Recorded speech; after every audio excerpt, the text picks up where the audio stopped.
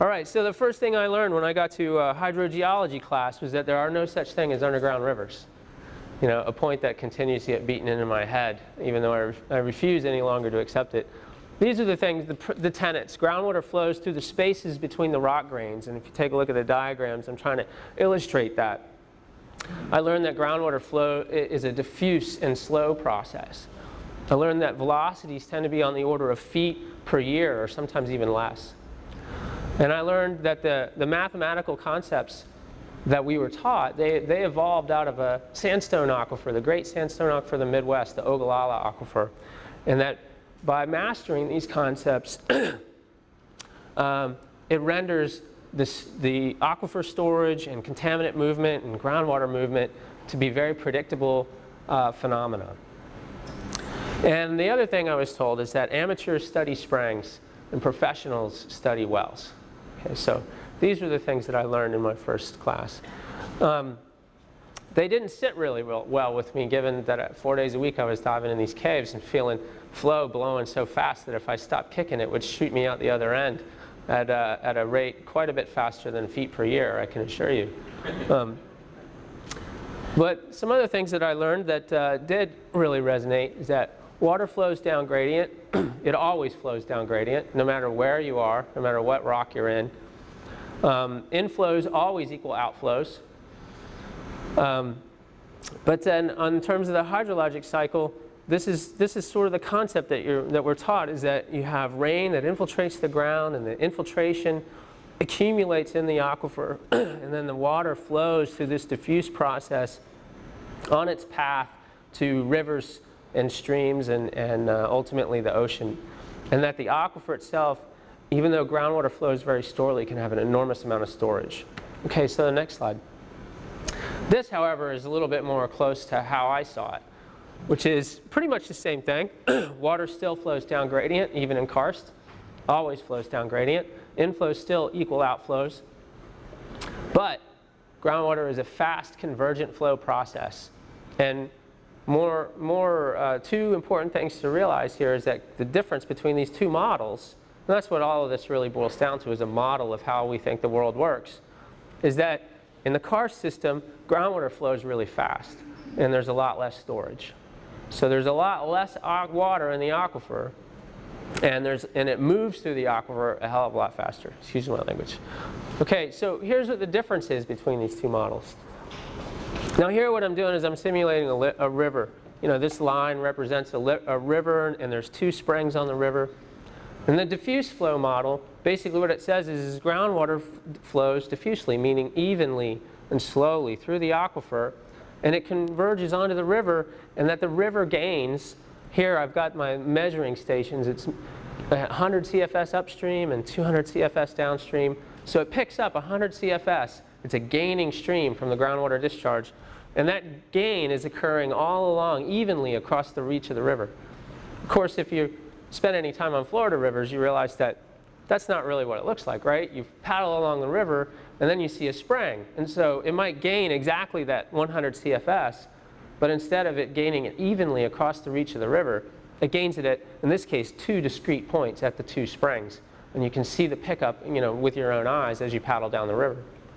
And the difference here is that this one, there must be convergent flow in order for this to be true. There must be conduits that connect to those springs. And those conduits must collect water from an upland recharge area and then convey it to the springs. So that's the difference. And this is what it would look like if I rendered this in 3 dimensions. This is just a hypothetical image here. We have a conduit. This block represents the water table, or the potentiometric surface. It represents the aquifer, the part of the aquifer that's got water in it. And what the conduits do is they create troughs, like canyons. How many people have ever, you know, hiked through a canyon? All the water drains into the canyon, and then the canyon picks up the water and delivers it out the other end. And that's exactly what's happening in the aquifer because of these conduits. Okay, so next slide. So this is kind of what the models break out. You know, we kind of get a little more technical, but now, really, as a scientist or as an engineer, our challenge is to take these models of the world and then do something useful with them, right? To be able to make predictions or to help guide people in their decision-making processes. Well, we use math to do that.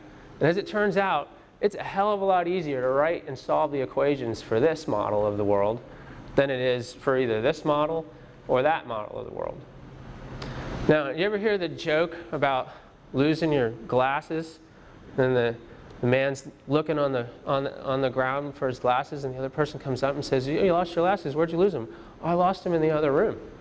I'm like, "Well, why are you looking in this room?" "Because it's light in this room, it's dark in the other room, I can't see." I'm like, well, that's kind of where we're at. Basically, in the early 1970s, as we started to evolve in the 30s, 40s, 50s, 60s, all the way into the 70s, as we started to evolve our knowledge of groundwater flow systems, both karst and porous media, the limitations on our ability to compute the mathematics behind them drove us to this model out of necessity. But for the last 20 years, we have not been here as a form of necessity. We can quite readily, and there is software available right off the shelf to help us deal with either this model or with the model of conduits. But what I'm going to talk about is the consequence of us being firmly rooted in the estimation or the assumption that the Floridan aquifer is this porous media, this sand model. Next. So this is what the Floridan aquifer looks like. And to the point that was brought up earlier, there is differences in the aquifer. This map shows the confinement in the Floridan aquifer. This region in the lightest area we call the karst belt. It's where the aquifer is unconfined.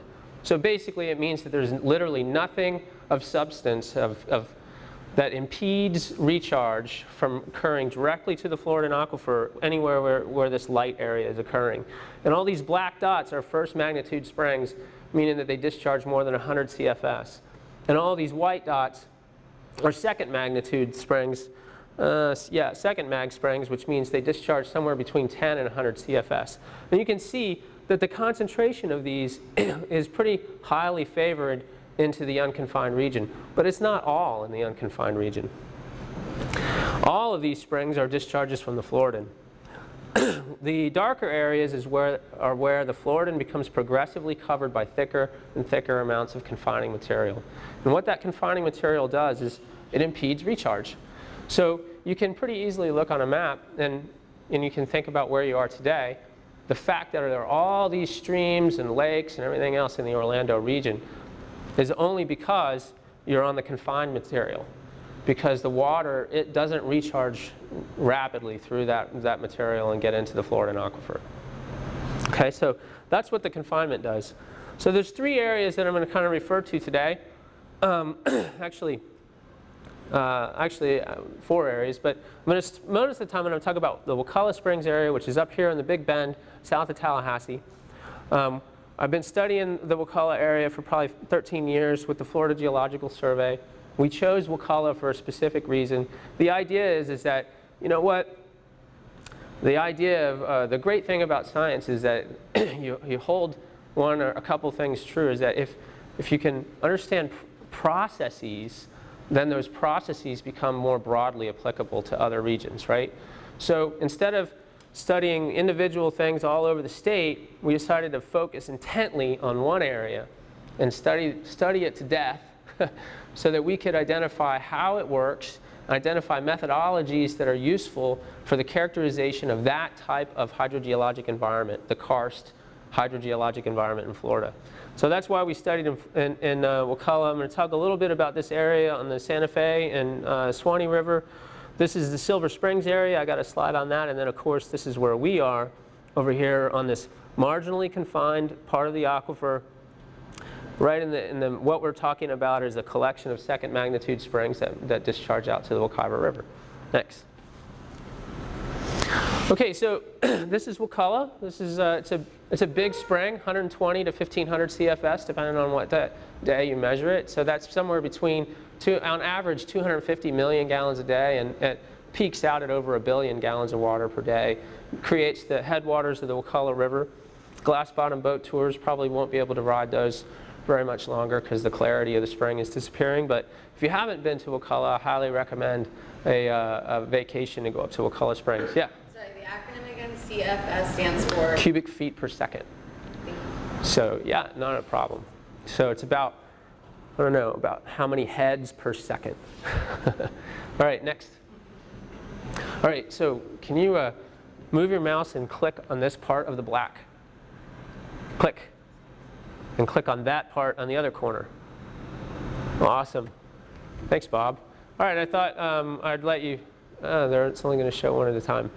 Well, let's look at one at a time. I thought I'd just let you see a little bit about what these caves look like. These are caves from the Wakulla cave system, as I was saying. This is actually, I stole this from a video that was made by for Japanese public television. But this is the part that's really cool. How many people have seen it, The Abyss? Anybody ever see the movie Abyss? Well, they use the same technology to show you what the caves look like.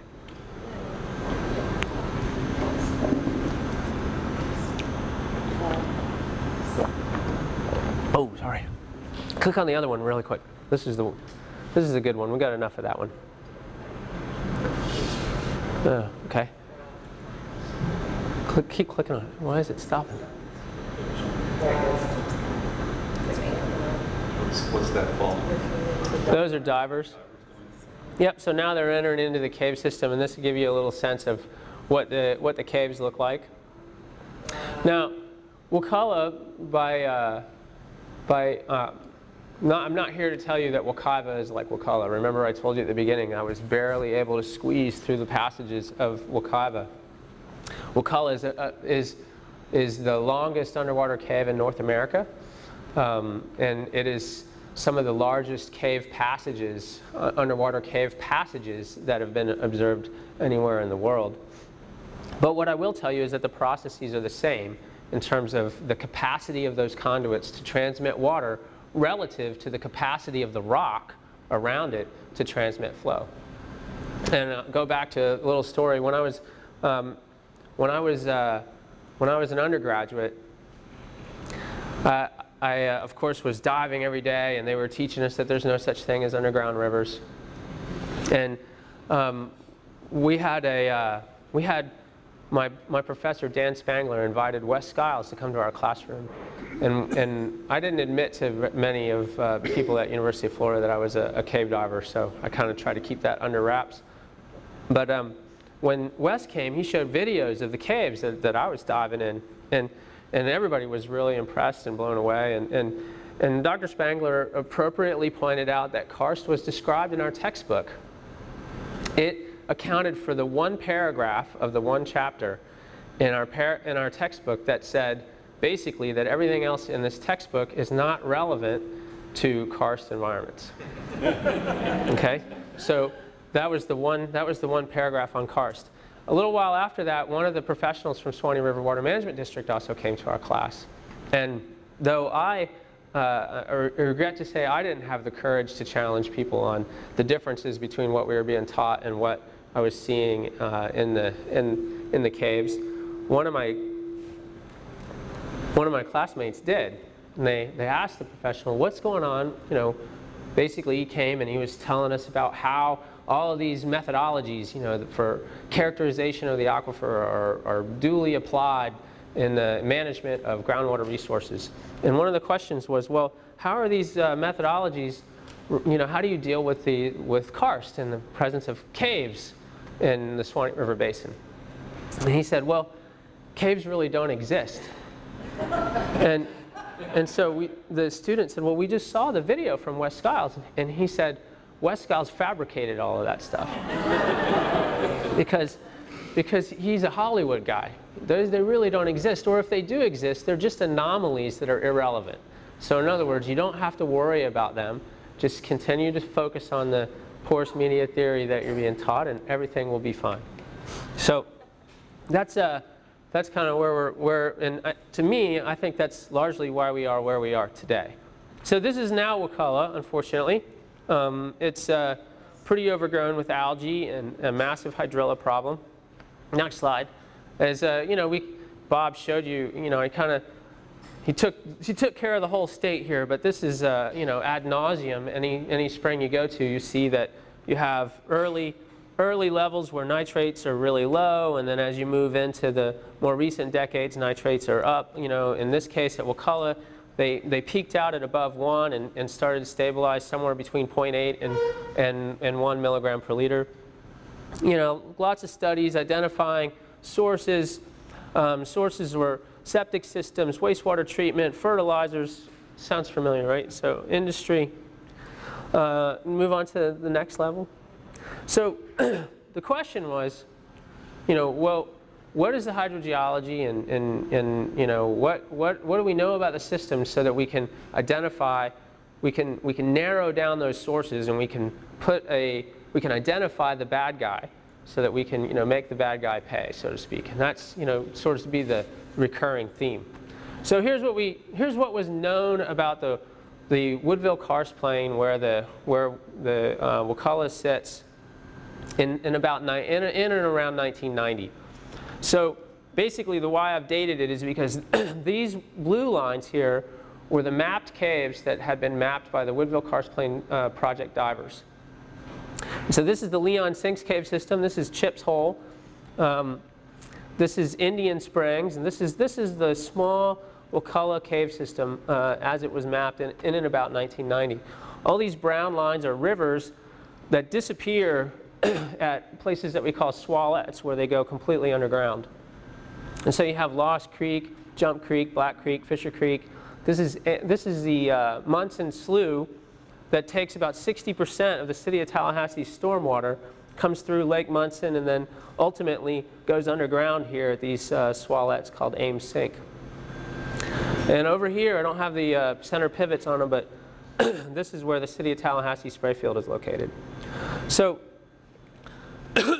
what do we know? We know from wells that water always flows down gradient, and flow is converging from the north, from the west, from the east, and it's flowing into this big trough here that is called the Woodville Karst Plain. This is where all of these springs are located, and then ultimately flows out the Wakulla River to the Gulf of Mexico.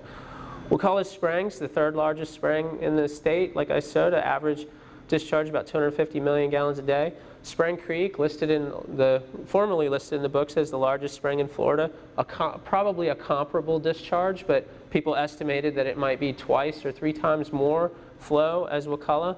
And then St. Mark's River Rise, again, a comparable discharge to Wakulla in terms of magnitude. So you have these 3 major spring discharges that are just emitting rivers of water into the Gulf. And then, of course, all these other stars are second magnitude springs, some comparable to Wekiva, most of them quite a bit smaller. So what we also knew is that we had done age dating studies that had labeled the Wakulla Springs water at being 40 years old. Right there, that was a key point of scientific data. Spray field went in about 1980. And this was about 2000 when we were having this discussion. The water at Wakulla Springs is 40 years old. So what's the conclusion? If the water's 40 years old, how can the nitrate at Wakulla possibly be coming from the spray field? Because the nitrate at Wakulla must ergo to be at least 40 years old, right? So we have these age dates. We also have groundwater models that suggest that flow is around 0.1 to at most 25 feet per day. So again, you look at it, this distance is 12 miles, 0.1 feet per day. Gives you an idea that the spray field is a really long way away. It's not a high source of water. Now, note one thing. These lines are what we call the potentiometric surface, and they essentially, the lines on the outside are the high lines. So this is the canyon that I showed you in that earlier image, okay? And this is the flanks of the canyon. All the water is flowing in. If you look at the potentiometric surface, the spray field is here. The gradient is here. So there is a pathway, and that was duly noted by the Northwest Florida Water Management District. But nonetheless, what people keyed into was the 40-year age, the travel times, and the relative proximity of Wakulla to the spray field versus St. Mark's to the spray field. And so the dominant thinking at the time was that the nitrate at the spray field was going to St. Mark's, not to Wakulla, okay? So next slide.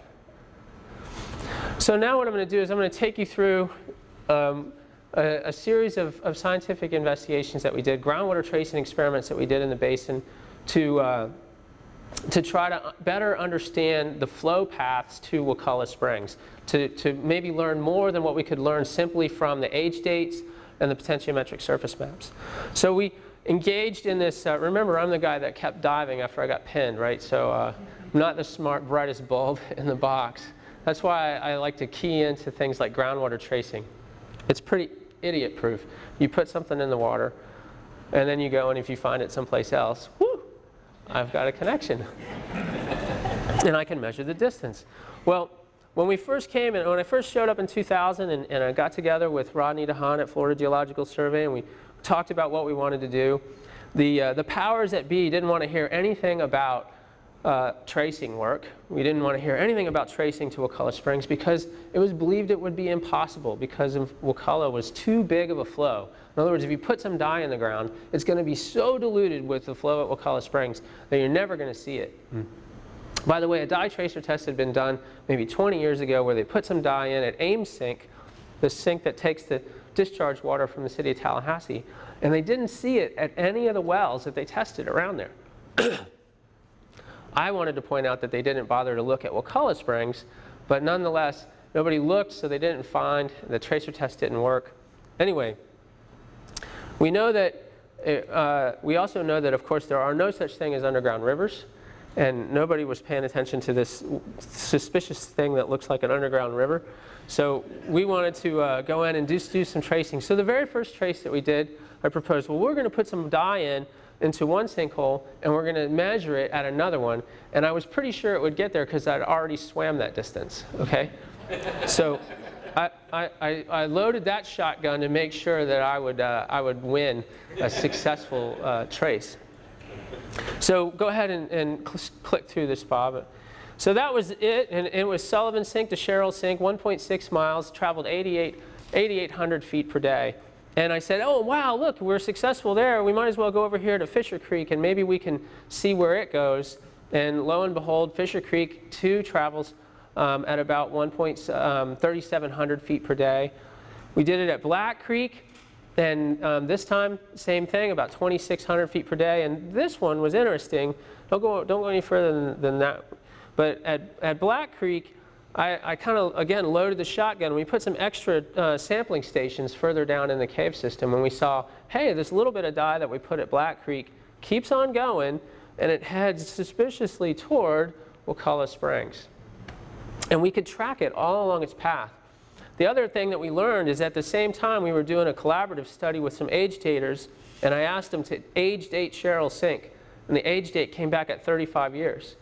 So not wanting to be too much of a smart ass, I said, okay, well, if the travel time is what we get from the tracer test, and presuming that this is a continuous process, with a porous media aquifer, then this water must be coming from 21,000 miles away. Because you told me how old it is, and I'm telling you how fast it's going, and the only way to rectify those two is to tell you that it came from right about here, but instead of coming here directly, it went around the world. So with that one, I was actually able to get some more funding to do yet another trace. And we went ahead, we step out a little bit further. These are the traces I just told you about. By 2005, the divers, my buddies in the Woodville Karst Plain project had done a lot more diving, a bunch more exploration in Indian, really explored a lot of cave in Wakulla.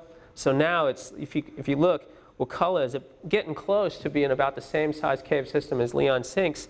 This is 11 miles, so you're talking about many miles of mapped cave passage by this time. Okay, so now go ahead and do this. We're going to do some more tracing. We injected at the same point in the cave system where we got the detection from Black Creek and Fisher Creek, and we tracked it all the way through this cave through many sinkholes. We had drilled a well into Wakulla, and we saw it come out at Wakulla, and then eventually, so we know it came into the cave system down here and then turned and flowed north back up to the spring. The bottom line is it traveled 10.3 miles, 7 days. The velocity there is over 1.5 miles per day.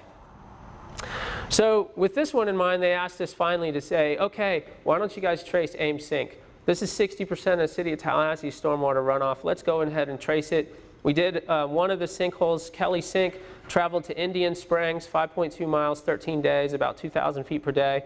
The next one we did from aim sink itself to Indian Spring as well, 5.2 miles, 17 days, 1,600 feet per day. So we went ahead and did a trace from Indian, saw that it connected into the Leon Sinks cave system and then flowed down, makes the loop to Wakulla, and we get 5.5 miles, 5.9 days, about 5,000 feet per day. So the bottom line is whatever goes into aim sink is going to show up at Wakulla Springs approximately 2 weeks later. That's the takeaway message. So whatever is on Tallahassee streets, you're swimming in at Wakulla 2 weeks after that. Okay? So next slide. So the big question then became pretty quickly, wow, if you guys can do all this with dye tracing, what about the spray field? Well, what's in between here? There are no conduits. The spray field is up on the margin of the confining unit. Depending on where you are in the spray field, you're literally on the toe of the clay. So in some places there's confinement, other places there isn't. Spray field was chosen, of course, for high infiltration rates, so it's real close to that edge. But there are no mapped conduits. No matter how many holes my friends climbed into, sinkholes out here, they couldn't find any caves going towards the spray field. So it was a big difference, instead of tracing through known caves or from known swalettes, we're going to be tracing from the spray field. But here, the purpose is, of course, to say, does it go to Wakulla? Does it go to St. Mark's? Next. This is what the spray field looks like. Two things to point out. These are the ones that we talk about because we're hydrogeologists. There's all this water flowing onto the ground and it's infiltrating quickly. These plants aren't taking it up fast enough. Of course, they actually found out at the spray field that they had to add fertilizer in order to grow anything because the infiltration rate was just too high. So they added fertilizer, they added cows to try to make this an economically viable farm, basically, was what their goal was. So the other thing, though, to note is that there's all these cows wandering around the field. I'm the hydrogeologist. I didn't pay attention to the living things. Next. And I'll tell you why that becomes relevant soon. But this is what dye tracing looks like. Basically, you get a whole bunch of, I call it the witch's brew. If you put your hand in this, it will turn color. So you can trust me, or one day you can test it. I, of course, had to test it. Yeah. That last slide, did they field water from fertilizer runoff, or was that because? This is the city's treated wastewater effluent. So it goes through secondary treatment, and so now it is technically drinkable water, I think. About 8 to 10 milligrams per liter at that point. And it's about 8 to 10 milligrams per liter nitrate at this point.